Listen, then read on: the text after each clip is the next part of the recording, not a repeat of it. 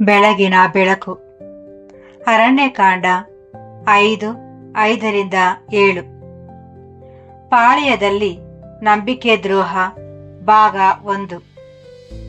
ಇಂದು ನಾವು ಯೆಹೋವನು ಅರಣ್ಯದಲ್ಲಿ ಇಸ್ರಾಯೇಲಿಗೆ ಕಲಿಸುತ್ತಿದ್ದ ಪವಿತ್ರ ಕ್ರಮವನ್ನು ಮುಂದುವರಿಸೋಣ. ಪಾಳೆಯದಿಂದ ಅಶುದ್ಧತೆಯನ್ನು ತೆಗೆದುಹಾಕುವ ಬಗ್ಗೆ ಹೇಳಿದ ತಕ್ಷಣ ಅರಣ್ಯಕಾಂಡ 5:1-3 ಯೆಹೋವನು ಪಾಳೆಯವನ್ನು ಅಶುದ್ಧಗೊಳಿಸುವ ಮತ್ತೊಂದು ವಿಷಯದ ಬಗ್ಗೆ ಮಾತನಾಡಿದನು. ಅದೇ ಮನುಷ್ಯರ ನಡುವೆ ನಡೆಯುವ ತಪ್ಪುಗಳು. ಈ ಸೂಚನೆಯನ್ನು ಅರಣ್ಯಕಾಂಡ 5:6 ಬರೆಯಲಾಗಿದೆ. ಯಾವುದೇ ಪುರುಷನಾಗಲಿ ಅಥವಾ ಸ್ತ್ರೀಯಾಗಲಿ ಇನ್ನೊಬ್ಬ ವ್ಯಕ್ತಿಗೆ ಅನ್ಯಾಯ ಮಾಡಿದರೆ ಆ ಕೃತ್ಯವು ಕೇವಲ ಸಾಮಾಜಿಕ ತಪ್ಪಲ್ಲ ಎಂದು ಯೆಹೋವನು ಹೇಳಿದನು. ಯೆಹೋವನು ಅದನ್ನು ತನ್ನ ವಿರುದ್ಧ ಮಾಡಿದ ನಂಬಿಕೆ ದ್ರೋಹ ಎಂದು ಕರೆಯುತ್ತಾನೆ. ಆ ವ್ಯಕ್ತಿಯು ಅಪರಾಧಿಯಾಗುತ್ತಾನೆ ಮತ್ತು ಆ ಅಪರಾಧ ಪ್ರಜ್ಞೆಯನ್ನು ಹೋಗಲಾಡಿಸಲು ಯೆಹೋವನು ಒಂದು ಸ್ಪಷ್ಟ ಮಾರ್ಗವನ್ನು ನೀಡಿದ್ದಾನೆ. ಯೆಹೋವನು ಬಳಸಿದ ಪದಗಳು ಬಹಳ ಪ್ರಬಲವಾಗಿವೆ. ಹೀಬ್ರೂ ಭಾಷೆಯಲ್ಲಿ ಇದರ ಪದಗುಚ್ಛ ಮಾ ಆಲ್ಬಾ ಯೆಹೋವ ಎಂದಿದೆ. ಅಂದರೆ ನಂಬಿಕೆ ದ್ರೋಹ ಮಾಡುವುದು, ವಂಚನೆಯಿಂದ ವರ್ತಿಸುವುದು ಅಥವಾ ಯೆಹೋವನಿಗೆ ದ್ರೋಹ ಬಗೆಯುವುದು ಎಂದರ್ಥ. ಇಲ್ಲಿ ಗಮನಿಸಬೇಕಾದ ಅಂಶವೆಂದರೆ ಅನ್ಯಾಯವು ಒಬ್ಬ ಮನುಷ್ಯನ ವಿರುದ್ಧ ನಡೆದಿದ್ದರೂ ಸಹ ಅದನ್ನು ದೇವರಿಗೆ ಮಾಡಿದ ದ್ರೋಹವೆಂದು ಪರಿಗಣಿಸಲಾಗಿದೆ. ಇದು ಒಡಂಬಡಿಕೆಯ ಜೀವನದ ಜ್ಞಾನವಾಗಿದೆ. ಇಸ್ರಾಯೇಲಿನಲ್ಲಿ ಯೆಹೋವನು ಕೇವಲ ಸಬ್ಬತ್ತು ದಿನಗಳಲ್ಲಿ ಆರಾಧಿಸಲ್ಪಡುವ ದೇವನಲ್ಲ, ಆತನು ದೈನಂದಿನ ಜೀವನದ ಒಡಂಬಡಿಕೆಯ ಯಜಮಾನನಾಗಿದ್ದನು. ಇದರ ಅರ್ಥ ಮನುಷ್ಯರು ಒಬ್ಬರಿಗೊಬ್ಬರು ನಡೆದುಕೊಳ್ಳುವ ರೀತಿ ಕೇವಲ ಮಾನವೀಯ ಸಂಬಂಧವಲ್ಲ. ಯಾರಾದರೂ ಸುಳ್ಳು ಹೇಳಿದಾಗ, ವಂಚಿಸಿದಾಗ, ಕಳ್ಳತನ ಮಾಡಿದಾಗ, ದಬ್ಬಾಳಿಕೆ ನಡೆಸಿದಾಗ ಅಥವಾ ನೆರೆಯವನಿಗೆ ಹಾನಿ ಮಾಡಿದಾಗ ಅದು ಯೆಹೋವನಿಗೆ ಮಾಡಿದ ಅಪನಂಬಿಕೆ ಎಂದು ಪರಿಗಣಿಸಲ್ಪಡುತ್ತದೆ. ಜನರು ದೇವರಿಗೆ ಗೀತೆಗಳನ್ನು ಹಾಡುತ್ತಾ ಮಾರುಕಟ್ಟೆಯಲ್ಲಿ ತನ್ನ ಸಹೋದರನಿಗೆ ವಂಚನೆ ಮಾಡುತ್ತಿದ್ದರೆ ಆ ಪಾಳೆಯವು ಪವಿತ್ರವಾಗಿರಲು ಸಾಧ್ಯವಿಲ್ಲ. ಆದ್ದರಿಂದ ಯೆಹೋವನು ಈ ಎರಡು ಒಟ್ಟಿಗೆ ಸೇರಿಸಿದನು. ವ್ಯಕ್ತಿಗೆ ಮಾಡುವ ಅನ್ಯಾಯವು ಯೆಹೋವನಿಗೆ ಮಾಡುವ ದ್ರೋಹವಾಗಿದೆ. ಅರಣ್ಯಕಾಂಡ 5:6-8. ಇದನ್ನು ಜಾಗರೂಕತೆಯಿಂದ ಓದಿದಾಗ ಯೆಹೋವನು ಯಾವ ರೀತಿಯ ತಪ್ಪುಗಳ ಬಗ್ಗೆ ಮಾತನಾಡುತ್ತಿದ್ದಾನೆ ಎಂಬುದು ನಮಗೆ ಅರ್ಥವಾಗುತ್ತದೆ. ಇವು ಸಣ್ಣ ಪುಟ್ಟ ಅಪಘಾತಗಳಲ್ಲ. ಇವು ವಂಚನೆ ಮತ್ತು ಅನ್ಯಾಯವನ್ನು ಒಳಗೊಂಡಿರುವ ಪಾಪಗಳು. ಅಂದರೆ ಮೋಸ, ವಂಚನೆ, ಕಳ್ಳತನ, ದರೋಡೆ, ಇನ್ನೊಬ್ಬರಿಗೆ ಸೇರಿದುದನ್ನು ಇಟ್ಟುಕೊಳ್ಳುವುದು ಮತ್ತು ಅದರ ಬಗ್ಗೆ ಸುಳ್ಳು ಹೇಳುವುದು. ಇದು ಅಪ್ರಾಮಾಣಿಕತೆಯ ಮೂಲಕ ಇನ್ನೊಬ್ಬರ ಆಸ್ತಿಯನ್ನು ಕಿತ್ತುಕೊಳ್ಳುವುದನ್ನು ಒಳಗೊಂಡಿರಬಹುದು. ಕಳೆದು ಹೋದ ವಸ್ತುವನ್ನು ಕಂಡುಹಿಡಿದು ಅದನ್ನು ತಾನೇ ಇಟ್ಟುಕೊಂಡು ನಂತರ ಅದನ್ನು ತಾನು ನೋಡಿಯೇ ಇಲ್ಲವೆಂದು ಸುಳ್ಳು ಪ್ರಮಾಣ ಮಾಡುವುದನ್ನು ಇದು ಒಳಗೊಂಡಿರಬಹುದು. ಅಧಿಕಾರವನ್ನು ಬಳಸಿ ವ್ಯಕ್ತಿಯನ್ನು ತುಳಿಯುವುದು ಮತ್ತು ನಂತರ ತಾನೇನು ಮಾಡದವನಂತೆ ನಟಿಸುವುದು ಇದರಲ್ಲಿ ಸೇರಿದೆ. ಇಂತಹ ಪಾಪಗಳು ನಂಬಿಕೆಯನ್ನು ಮುರಿಯುತ್ತವೆ ಮತ್ತು ಸಮುದಾಯದ ಜೀವನವನ್ನು ನಾಶ ಮಾಡುತ್ತವೆ. ಯೆಹೋವನು ಇಂತಹ ಕೃತ್ಯಗಳನ್ನು ಒಡಂಬಡಿಕೆಯ ದ್ರೋಹವೆಂದು ನೋಡುತ್ತಾನೆ. ಯೆಹೋವನು ಕೇವಲ ಪಾಪವನ್ನು ಬಯಲು ಮಾಡಲಿಲ್ಲ, ಆತನು ಪುನಃಸ್ಥಾಪನೆಯ ಮಾರ್ಗವನ್ನು ತೋರಿಸಿದನು. ಧರ್ಮಶಾಸ್ತ್ರದ ಅಡಿಯಲ್ಲಿ ಇಂತಹ ತಪ್ಪುಗಳಿಗೆ ಕ್ಷಮೆಯು ಕೇವಲ ಭಾವನೆಗಳಿಂದ ಸಿಗುತ್ತಿರಲಿಲ್ಲ. ಅದು ಸತ್ಯ, ಒಪ್ಪಿಗೆ ಮತ್ತು ಮರುಪಾವತಿಯ ಮೂಲಕ ಸಿಗುತ್ತಿತ್ತು. ಮೊದಲ ಹೆಜ್ಜೆ ಒಪ್ಪಿಗೆ. ಅಪರಾಧಿಯು ಮಾಡಿದ ಪಾಪವನ್ನು ಬಹಿರಂಗವಾಗಿ ಒಪ್ಪಿಕೊಳ್ಳಬೇಕಾಗಿತ್ತು.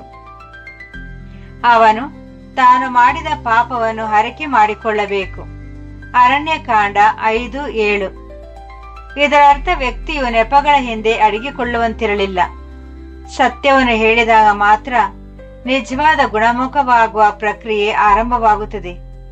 ಪಾಪದ ಅರಿಕೆ ಎನ್ನುವುದು ಪ್ರದರ್ಶನವಲ್ಲ, ಅದು ಯೆಹೋವನೊಂದಿಗೆ ಸಮ್ಮತಿಸುವುದಾಗಿದೆ. ಅದು ಸುಳ್ಳನ್ನು ಅಥವಾ ನಿರಾಕರಣೆಯನ್ನು ಕೊನೆಗೊಳಿಸುವುದಾಗಿದೆ. ನಂತರ ಯೆಹೋವನು ಮರುಪಾವತಿ ಮಾಡುವಂತೆ ಆಜ್ಞಾಪಿಸಿದನು. ಅಪರಾಧಿಯು ಪೂರ್ಣ ಮರುಪಾವತಿಯನ್ನು ಮಾಡುವುದಲ್ಲದೆ ಅದರ ಜೊತೆಗೆ 5ನೇ 1 ಭಾಗವನ್ನು, ಅಂದರೆ 20% ಹೆಚ್ಚುವರಿಯಾಗಿ ಸೇರಿಸಬೇಕಾಗಿತ್ತು. ಅರಣ್ಯಕಾಂಡ 5:7. ಇದು ಬಹಳ ಮುಖ್ಯ. ಪಾಪ ಮಾಡಿದವನು ಕ್ಷಮಿಸು ಎಂದು ಹೇಳಿ ಲಾಭವನ್ನು ತನ್ನಲ್ಲೇ ಇಟ್ಟುಕೊಳ್ಳಲು ಯೆಹೋವನು ಅವಕಾಶ ನೀಡಲಿಲ್ಲ. ತಪ್ಪು ಸರಿಪಡಿಸಲೇಬೇಕಿತ್ತು. ಹಾನಿಗೊಳಗಾದ ವ್ಯಕ್ತಿಯು ತಾನು ಕಳೆದುಕೊಂಡುದನ್ನು ಹೆಚ್ಚುವರಿ ಮೊತ್ತದೊಂದಿಗೆ ಮರಳಿ ಪಡೆಯಬೇಕಾಗಿತ್ತು. ಪಶ್ಚಾತ್ತಾಪವು ತೂಕವನ್ನು ಹೊಂದಿರಬೇಕು ಎಂದು ಯೆಹೋವನು ಇಸ್ರಾಯೇಲಿಗೆ ಕಲಿಸುತ್ತಿದ್ದನು. ಯಾರಾದರೂ ಇನ್ನೊಬ್ಬರಿಗೆ ಹಾನಿ ಮಾಡಿದಾಗ ಕೇವಲ ಮಾತುಗಳು ಮುರಿದುದನ್ನು ಸರಿಪಡಿಸುವುದಿಲ್ಲ. ನ್ಯಾಯವನ್ನು ಮರುಸ್ಥಾಪಿಸುವಲ್ಲಿ ಮರುಪಾವತಿಯ ಒಂದು ಭಾಗವಾಗಿತ್ತು. ನಂತರ ಧರ್ಮಶಾಸ್ತ್ರವು ದೋಷ ಪರಿಹಾರಕ ಯಜ್ಞವನ್ನು ಒಳಗೊಂಡಿತ್ತು. ಆ ವ್ಯಕ್ತಿಯು ದೋಷವಿಲ್ಲದ ಟಗರನ್ನು ದೋಷ ಪರಿಹಾರಕ ಯಜ್ಞವಾಗಿ ತರಬೇಕಾಗಿತ್ತು ಮತ್ತು ಪ್ರಾಯಶ್ಚಿತ್ತವನ್ನು ಮಾಡಬೇಕಾಗಿತ್ತು. ಅರಣ್ಯಕಾಂಡ 5:8 ಮತ್ತು ಯಾಜಕ ಕಾಂಡ 5 ಮತ್ತು 6ರಲ್ಲಿನ ದೋಷ ಪರಿಹಾರಕ ಯಜ್ಞ ಮಾದರಿಯನ್ನು ನೋಡಿ. ಹೀಗೆ ಧರ್ಮಶಾಸ್ತ್ರದ ಅಡಿಯಲ್ಲಿ ಪೂರ್ಣ ಪ್ರಕ್ರಿಯೆಯು ಒಂದು ಸ್ಪಷ್ಟವಾದ ಕ್ರಮವನ್ನು ಹೊಂದಿತ್ತು: ಒಪ್ಪಿಗೆ, ಮರುಪಾವತಿ ಮತ್ತು ಯಜ್ಞ. ಪಾಪವನ್ನು ನಿರ್ಲಕ್ಷಿಸಿದ ಕಾರಣ ಮತ್ತು ಕೃಪೆಯು ಅಗ್ಗವಾಗಿರದ ಕಾರಣ ಪಾಳೆಯವು ಸಂರಕ್ಷಿಸಲ್ಪಟ್ಟಿತು. ಯೆಹೋವನು ಸತ್ಯ ಮತ್ತು ನ್ಯಾಯದ ಮೂಲಕ ಪಾಳೆಯವನ್ನು ಪವಿತ್ರವಾಗಿರಿಸಿದನು. ಯೆಹೋವನು ಇದನ್ನು ಯೆಹೋವನಿಗೆ ಮಾಡುವ ದ್ರೋಹ ಎಂದು ಏಕೆ ಕರೆಯುತ್ತಾನೆ ಎಂದು ಈಗ ನಮಗೆ ತಿಳಿಯುತ್ತದೆ. ಏಕೆಂದರೆ ಒಡಂಬಡಿಕೆಯ ಜೀವನವು ದೇವರಿಗೆ ಸಂಬಂಧಿಸಿದು ಮತ್ತು ಮನುಷ್ಯರಿಗೆ ಸಂಬಂಧಿಸಿದು ಎಂದು ಇಬ್ಬಾಗವಾಗಿಲ್ಲ. ಯೆಹೋವನು ಸತ್ಯ, ನ್ಯಾಯ ಮತ್ತು ಕೃಪೆಯ ರಕ್ಷಕನಾಗಿದ್ದಾನೆ. ಅದಕ್ಕಾಗಿಯೇ ನಂತರದ ಪ್ರವಾದಿಗಳು ದಬ್ಬಾಳಿಕೆ ಮತ್ತು ಅಪ್ರಾಮಾಣಿಕ ಜೀವನದ ಬಗ್ಗೆ ಅಷ್ಟು ಕಠಿಣವಾಗಿ ಮಾತನಾಡಿದರು. ಕೇವಲ ಗೀತೆಗಳಿಂದ ತುಂಬಿರುವ ಆದರೆ ನ್ಯಾಯವಿಲ್ಲದ ಆರಾಧನೆಯನ್ನು ತಾನು ದ್ವೇಷಿಸುತ್ತೇನೆ ಎಂದು ಯೆಹೋವನು ಹೇಳಿದನು. ಮತ್ತು ನ್ಯಾಯವು ನದಿಯಂತೆ ಹರಿಯಬೇಕೆಂದು ಆತನು ಒತ್ತಾಯಿಸಿದನು. ಆಮೋಸ 5:21-24. ಆದ್ದರಿಂದ ಒಬ್ಬ ವ್ಯಕ್ತಿಯು ನೆರೆಹೊರೆಯವನಿಗೆ ದ್ರೋಹ ಮಾಡಿದಾಗ ಅದು ಯೆಹೋವನ ಒಡಂಬಡಿಕೆಗೆ ಮಾಡಿದ ದ್ರೋಹವಾಗಿರುತ್ತದೆ. ಪವಿತ್ರ ಗ್ರಂಥಗಳು ಈ ತತ್ವವನ್ನು ಸ್ಪಷ್ಟವಾಗಿ ತೋರಿಸುವ ವರದಿಗಳನ್ನು ನೀಡುತ್ತದೆ. ಒಂದು ಪ್ರಬಲ ಉದಾಹರಣೆ ದಾವೀದ. ಅವನು ವ್ಯಭಿಚಾರ ಮತ್ತು ಕೊಲೆಯ ಮೂಲಕ ಉರಿಯ ಮತ್ತು ಬತ್ಷೆಬೆಯರಿಗೆ ಅನ್ಯಾಯ ಮಾಡಿದನು. 2 ಸಾಮುವೇಲ 11. ಆ ಅನ್ಯಾಯವು ಮನುಷ್ಯರ ವಿರುದ್ಧವಾಗಿತ್ತು. ಆದರೆ ನಾತಾನನು ದಾವೀದನನ್ನು ಎದುರಿಸಿದಾಗ ಅವನು ಒಂದು ಭಯಂಕರವಾದ ಮಾತನ್ನು ಹೇಳಿದನು: ನೀನು ಯೆಹೋವನ ಆಜ್ಞೆಯನ್ನು ತುಚ್ಛೀಕರಿಸಿದ್ದೇಕೆ? 2 ಸಾಮುವೇಲ 12:9. ಮನುಷ್ಯರ ವಿರುದ್ಧ ದಾವೀದನು ಮಾಡಿದ ಪಾಪವನ್ನು ಯೆಹೋವನು ತುಚ್ಛೀಕರಿಸುವುದು ಎಂದು ಬಣ್ಣಿಸಲಾಗಿದೆ. ಇದೇ ಮಾ-ಅಲ್ಬಾ ಯೆಹೋವ ಎಂಬ ಕಲ್ಪನೆ. ದಾವೀದನ ಮನಸ್ಸಾಕ್ಷಿಯು ಎಚ್ಚರವಾದಾಗ ಅವನು ನೇರವಾಗಿ ಒಪ್ಪಿಕೊಂಡನು: ನಾನು ಯೆಹೋವನಿಗೆ ವಿರೋಧವಾಗಿ ಪಾಪ ಮಾಡಿದ್ದೇನೆ. 2 ಸಾಮುವೇಲ 12:13. ಯೆಹೋವನು ಅವನನ್ನು ಕ್ಷಮಿಸಿದನು. ಯೆಹೋವನು ನಿನ್ನ ಪಾಪವನ್ನು ಪರಿಹರಿಸಿದ್ದಾನೆ, ನೀನು ಸಾಯುವುದಿಲ್ಲ. 2 ಸಾಮುವೇಲ 12:13. ಆದರೂ ಅವನ ಮನೆಯಲ್ಲಿ ಪರಿಣಾಮಗಳು ಮುಂದುವರಿದವು. 2 ಸಾಮುವೇಲ 12:10-14. ದಾವೀದನ ಪಶ್ಚಾತ್ತಾಪವು ಕೀರ್ತನೆ 51ರಲ್ಲೂ ವ್ಯಕ್ತವಾಗಿದೆ. ಅಲ್ಲಿ ಅವನು ಕೃಪೆ ಮತ್ತು ಶುದ್ಧೀಕರಣಕ್ಕಾಗಿ ಮೊರೆಯಿಡುತ್ತಾನೆ. ಕೀರ್ತನೆ 51 1-4, 10-12. ಈ ವರದಿಯು ಕ್ಷಮೆ ಎಂಬುದು ನೈಜವಾದುದು ಎಂದು ಕಲಿಸುತ್ತದೆ. ಆದರೆ ಪಾಪವು ಎಂದಿಗೂ ಸಣ್ಣದಲ್ಲ ಮತ್ತು ದ್ರೋಹವು ನೋವಿನ ಫಲವನ್ನು ತರುತ್ತದೆ. ಮತ್ತೊಂದು ಉದಾಹರಣೆ ಯೋಸೇಫನ ಸಹೋದರರು. ಅವರು ಅವನನ್ನು ಗುಲಾಮನಾಗಿ ಮಾರುವ ಮೂಲಕ ಅನ್ಯಾಯ ಮಾಡಿದರು. ಆದಿಕಾಂಡ 37:28. ಅನೇಕ ವರ್ಷಗಳ ನಂತರ ಅವರಿಗೆ ತೊಂದರೆ ಬಂದಾಗ ಅವರ ಅಪರಾಧ ಪ್ರಜ್ಞೆ ಮೇಲೆ ಬಂದಿತು. ಅವರು, ನಮ್ಮ ಸಹೋದರನ ವಿಷಯದಲ್ಲಿ ನಾವು ಖಂಡಿತವಾಗಿಯೂ ಅಪರಾಧಿಗಳಾಗಿದ್ದೇವೆ ಎಂದರು. ಆದಿಕಾಂಡ 42:21. ಇಲ್ಲಿನ ಮಾದರಿಯನ್ನು ಗಮನಿಸಿ. ಅಪರಾಧ ಪ್ರಜ್ಞೆಯು ಕೆಲ ಕಾಲ ನಿದ್ದೆ ಮಾಡಬಹುದು, ಆದರೆ ಅದನ್ನು ಎಚ್ಚರಿಸುವುದು ಹೇಗೆ ಎಂದು ಯೆಹೋವನಿಗೆ ತಿಳಿದಿದೆ. ಅವರ ಪಶ್ಚಾತ್ತಾಪ ಕೇವಲ ಮಾತುಗಳಾಗಿರಲಿಲ್ಲ, ಅವರ ಹೃದಯಗಳು ಬದಲಾದವು. ಯೆಹೂದನು ನಂತರ ಬೆನ್ಯಾಮೀನನ ಬದಲಿಗೆ ತನ್ನನ್ನೇ ಅರ್ಪಿಸಿಕೊಂಡನು. ಆದಿಕಾಂಡ 44:33-34. ಇದು ದೃಶ್ಯ ರೂಪದ ಬದಲಾವಣೆ.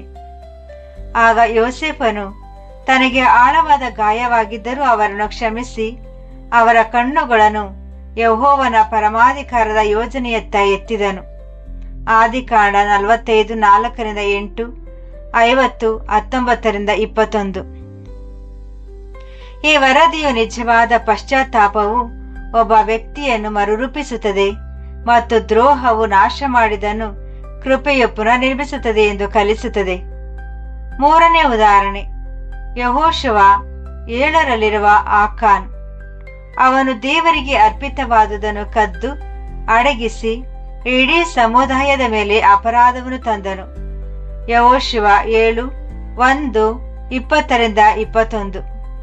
ಆಗ ಇಸ್ರಾಯೇಲ್ ಯುದ್ಧದಲ್ಲಿ ಸೋಲನ್ನು ಅನುಭವಿಸಿತು.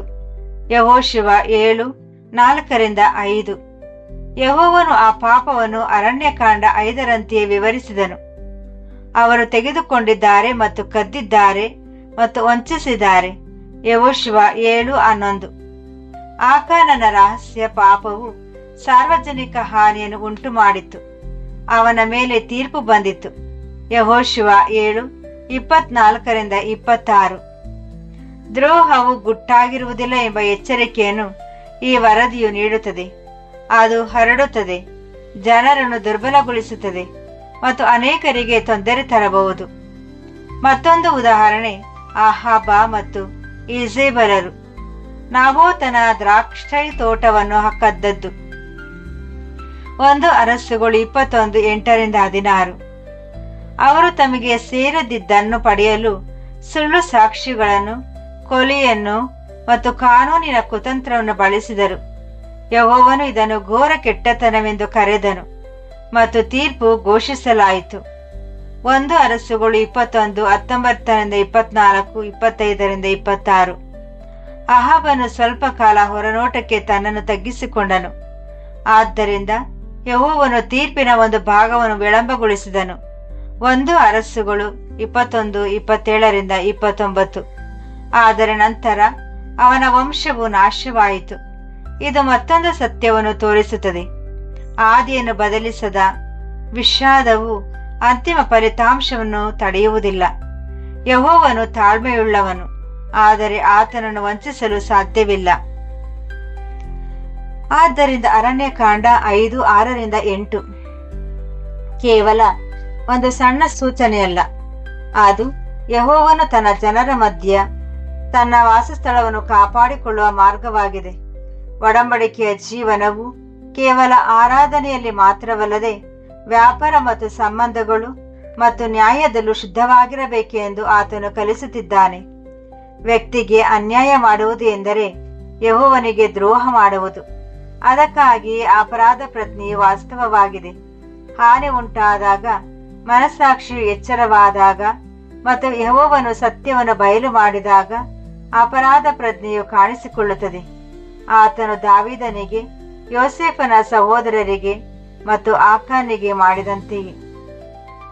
ಇಂದಿಗೆ ನಾವು ಇಲ್ಲಿಗೆ ವಿರಾಮ ನೀಡೋಣ. ನ್ಯಾಯ ಪ್ರಮಾಣದ ಅಡಿಯಲ್ಲಿ ಯೆಹೋವನು ಏನನ್ನು ಅಪೇಕ್ಷಿಸಿದನು ಎಂದು ನಾವು ನೋಡಿದ್ದೇವೆ. ಒಪ್ಪಿಗೆ, 5ನೇ ಒಂದು ಭಾಗದೊಂದಿಗೆ ಪೂರ್ಣ ಮರುಪಾವತಿ ಮತ್ತು ದೋಷ ಪರಿಹಾರಕ ಯಜ್ಞದ ಮೂಲಕ ಪ್ರಾಯಶ್ಚಿತ್ತ. ಪಾಪವನ್ನು ಒಪ್ಪಿಕೊಂಡ ಕೆಲವರು ಕೃಪೆಯನ್ನು ಕಂಡುಕೊಂಡರೆ, ಕೆಟ್ಟತನಕ್ಕೆ ಅಂಟಿಕೊಂಡವರು ತೀರ್ಪನ್ನು ಎದುರಿಸಿದರು ಎಂದು ನಾವು ನೋಡಿದ್ದೇವೆ. ಮುಂದಿನ ಬೆಳಗಿನ ಬೆಳಕು ಲೇಖನದಲ್ಲಿ ಇಂದು ಜನರು ಹೇಗೆ ಸಹೋದರ ಸಹೋದರರಿಗೆ ಅನ್ಯಾಯ ಮಾಡುವುದು, ಅಪರಾಧ ಪ್ರಜ್ಞೆ ಹೇಗೆ ಬೆಳೆಯುತ್ತದೆ ಮತ್ತು ಮುರಿದುದನ್ನು ಮರುಸ್ಥಾಪಿಸುವ ನಿಜವಾದ ಪಶ್ಚಾತ್ತಾಪಕ್ಕೆ ಯೆಹೋವನು ತನ್ನ ಜನರನ್ನು ಹೇಗೆ ಕರೆಯುತ್ತಾನೆ ಎಂಬುದನ್ನು ನಾವು ಜಾಗರೂಕತೆಯಿಂದ ನೋಡೋಣ. ಪ್ರಾರ್ಥನೆ. ತಂದೆಯಾದ ಯೆಹೋವನೇ, ನೀನು ಪವಿತ್ರನಾಗಿದ್ದಿ ಮತ್ತು ನಿನ್ನ ಜನರ ಮಧ್ಯೆ ವಾಸಿಸುತ್ತಿದ್ದಿ. ಆದ್ದರಿಂದ ಶುದ್ಧ ಹೃದಯದಿಂದ ಮತ್ತು ಪ್ರಾಮಾಣಿಕ ಕೈಗಳಿಂದ ನಿನ್ನಲ್ಲಿ ಭಯಭಕ್ತಿ ಹೊಂದಲು ನಮಗೆ ಕಲಿಸು. ತಮ್ಮಲ್ಲಿರುವ ಪ್ರತಿಯೊಂದು ಗುಪ್ತವಾದ ತಪ್ಪನ್ನು ಬಯಲು ಮಾಡು ಮತ್ತು ನೆಪಗಳನ್ನು ಹೇಳದೆ ಅವುಗಳನ್ನು ಒಪ್ಪಿಕೊಳ್ಳಲು ಹಾಗೂ ನಾವು ನೋಯಿಸಿದವರಿಗೆ ಸರಿಪಡಿಸಿಕೊಳ್ಳಲು ನಮಗೆ ಧೈರ್ಯವನ್ನು ನೀಡು. ವಂಚನೆ, ದುರಾಸೆ, ದಬ್ಬಳಿಕೆ ಮತ್ತು ನಮ್ಮ ಸಹೋದರ ಸಹೋದರರನ್ನು ನೋಯಿಸುವ ಅಜಾಗರೂಕ ಮಾತುಗಳಿಂದ ನಮ್ಮನ್ನು ರಕ್ಷಿಸು. ನಮ್ಮಲ್ಲಿ ಪಶ್ಚಾತ್ತಾಪದ ನಿಜವಾದ ಆತ್ಮವನ್ನು ಸೃಷ್ಟಿಸು. ಇದರಿಂದ ನಮ್ಮ ವಿಷಾದವು ನಿಜವಾದ ಬದಲಾವಣೆ ಮತ್ತು ಮರುಸ್ಥಾಪಿತ ಸಂಬಂಧಗಳಾಗಿ ಬದಲಾಗಲಿ. ನಮ್ಮ ಪಾಳೆಯವನ್ನು ಶುದ್ಧವಾಗಿಡು. ನಮ್ಮ ಸಹಭಾಗಿತ್ವವನ್ನು ರಕ್ಷಿಸು ಮತ್ತು ನಿನ್ನ ಮುಂದೆ ನ್ಯಾಯ, ಕೃಪೆ ಮತ್ತು ಸತ್ಯದಲ್ಲಿ ನಡೆಯಲು ನಮಗೆ ಸಹಾಯ ಮಾಡು. ಕ್ರಿಸ್ತನ ಹೆಸರಿನಲ್ಲಿ ಆಮೇನ್.